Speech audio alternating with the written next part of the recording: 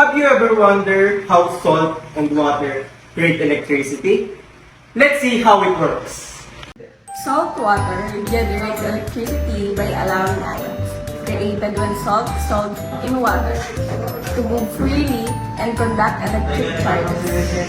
Placing two different metal electrodes in salt water creates a flow of electrons between them, producing a small electric current that can power tiny devices like a mini fan. Here's our material needed for the experiment.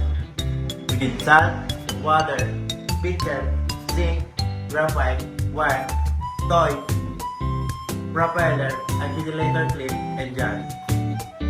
First, attach the wire to the graphite and the other end to the zinc. Next, attach another wire to the graphite and another wire to the zinc and put the alligator clip each end.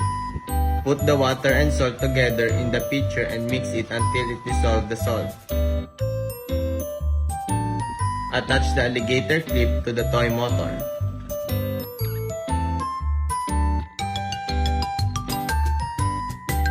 Pour the salt to the 3 cups.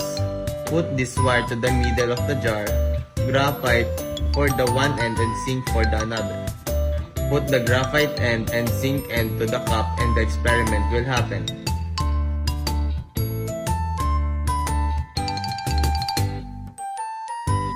So how this happened?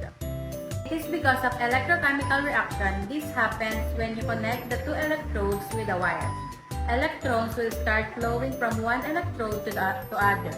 The salt water allows the positive sodium and negative chloride ions to move freely between the electrodes, creating an electric current. So what are the importance of this physics concept? Generating electricity from salt and water is an important concept because it offers a clean, sustainable energy source that can be applied in places where conventional electricity is limited.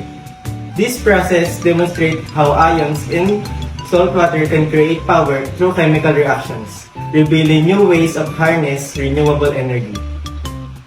This physics concepts is used in real-world applications, such as saltwater lamps and seawater batteries.